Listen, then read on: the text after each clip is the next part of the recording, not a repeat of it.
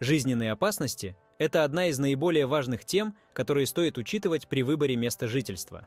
Очень часто, когда мы подыскиваем жилье, мы не задумываемся о долгосрочных перспективах региона, в котором собираемся поселиться. Это касается как страны, так и города или даже деревни. Мы предполагаем, что наша жизнь на новом месте будет спокойной и счастливой. Но стоит глубже вникнуть в этот вопрос и осознать, что многие факторы могут как способствовать благополучию, так и угрожать ему. Важно рассмотреть разные аспекты, от уровня государственной стабильности до конкретных бытовых условий, чтобы сделать осознанный выбор. Если говорить о счастье, то его определение может варьироваться для разных людей. Однако можно выделить 3 основные категории представлений о счастье среди современного человека. Для некоторых людей счастье заключается в простых материальных вещах: квартира, машина, семья, достаток для того, чтобы обеспечить свою семью. Это тот минимальный набор благ, который дарит им спокойствие и удовлетворение. Для других счастье – это нечто большее. Им необходимо больше материальных ресурсов: 3 квартиры, дом на даче, 3 машины и другие элементы роскошной жизни. И, наконец, есть люди, которым для счастья нужна не только материальная обеспеченность, но и власть над другими людьми. Они стремятся контролировать окружающих, находиться на вершине социальной иерархии. Эти 3 категории описывают различные уровни стремлений, но все они в той или иной мере связаны с безопасностью и стабильностью жизни. И здесь возникает вопрос, насколько выбранное место жительства может обеспечить эти аспекты. Ведь материальные блага и даже власть могут быть лишены смысла, если нет стабильности и безопасности. Начнем с глобального уровня, с выбора страны для жизни. Как будет развиваться страна и что она сможет дать своим гражданам? Или наоборот, что она может у них отобрать? Будущее страны напрямую связано с уровнем сознательности и активности ее граждан. История многих стран показывает, что жизнь людей в них сильно зависит от того, кто становится президентом и какое правительство приходит к власти. Если население страны смиряется с диктатом власти, это неизбежно приводит к упадку прав и свобод людей и установлению авторитаризма. Подобное мы наблюдаем во многих странах, где общество, не проявляя активной гражданской позиции, отдает бразды правления в руки узкого круга лиц. Это может привести к экономическим кризисам, социальной нестабильности, массовым миграциям и другим негативным последствиям. Таким образом, выбор страны для проживания должен учитывать не только текущую политическую ситуацию, но и перспективы ее развития. Следующий уровень – это выбор города. Здесь уже возникают более конкретные вопросы, связанные с экологией и здоровьем.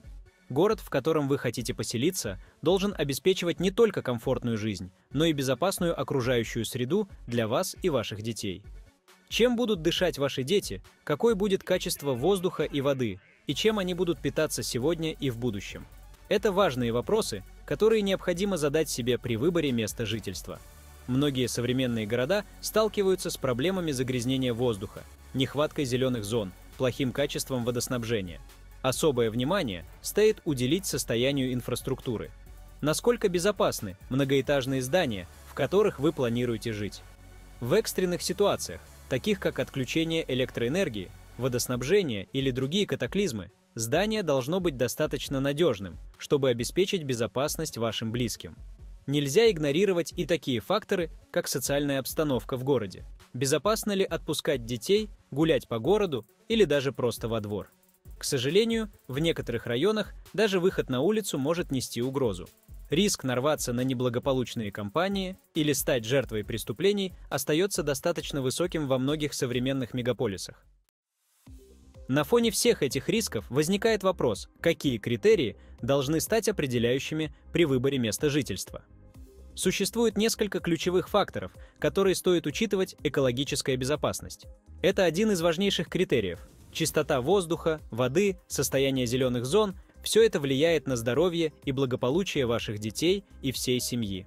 Социальная обстановка. Безопасность на улицах города, уровень преступности, возможность свободно отпускать детей, гулять без страха за их жизнь и здоровье – это то, что стоит на первом месте при выборе места жительства. Экономическая стабильность региона. Важно учитывать перспективы экономического развития того места, где вы собираетесь жить. Это напрямую влияет на уровень жизни, наличие работы, доступность образования и медицинских услуг. Инфраструктурная безопасность. Надежность зданий, наличие резервных источников энергии, развитость коммуникаций и транспортной системы – все это влияет на то, насколько вы сможете справляться с возможными чрезвычайными ситуациями. Гражданская активность населения. Это еще один важный фактор, который влияет на качество жизни в регионе. Общественные инициативы, наличие местных сообществ, которые занимаются улучшением среды обитания, свидетельствуют о том, что население заботится о будущем своего региона. Одним из возможных решений может стать создание общин или громад, основанных на принципах коллективной безопасности и спокойного сосуществования. Такие общины могут быть организованы на базе небольших городов или сел, либо представлять собой новые поселения. Важно, чтобы эти сообщества объединялись общей идеей безопасное, спокойное и счастливое совместное проживание. Основой таких поселений могут стать единомышленники, которым не безразлично будущее их детей и которые готовы вкладываться в развитие и улучшение своей среды обитания. Общинная жизнь предполагает высокий уровень взаимопомощи и ответственности, что способствует созданию стабильной и надежной среды для всех ее участников. В подобных сообществах решаются многие проблемы, с которыми сталкиваются жители крупных городов.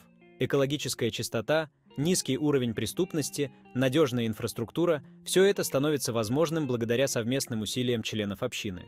Такой подход позволяет не только защитить своих близких от внешних угроз, но и создать основу для долгосрочного счастья и благополучия. Жизненные опасности могут проявляться в самых разных формах, от политической нестабильности до экологических катастроф. Чтобы обезопасить себя и свою семью, важно тщательно подходить к выбору места жительства. Это решение должно основываться не только на краткосрочных выгодах, таких как доступность работы или жилья, но и на долгосрочных перспективах безопасности и стабильности. Выбор страны, города или даже небольшого поселения должен учитывать множество факторов, включая экологическую безопасность, социальную стабильность и перспективы развития. А создание общин, объединенных общей идеей безопасного проживания, может стать эффективным способом обеспечить благополучие и спокойствие для всех участников. Важно помнить, что безопасность – это не только отсутствие угроз, но и возможность жить и развиваться в условиях гармонии и взаимной поддержки. Государственные чиновники должны активно участвовать в обеспечении безопасности проживания. Их задачи включают не только финансирование проектов по созданию общин, но и воспитание сознательного отношения к выбору места жительства. Это может быть как поддержка новых поселений, так и улучшение условий в существующих городах и селах. Наследие советской индустриализации вынудило миллионы людей жить в бетонных коробках многоэтажек.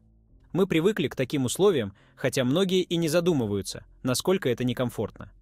Ограниченное личное пространство, шум, недостаток зеленых зон – все это приводит к стрессу.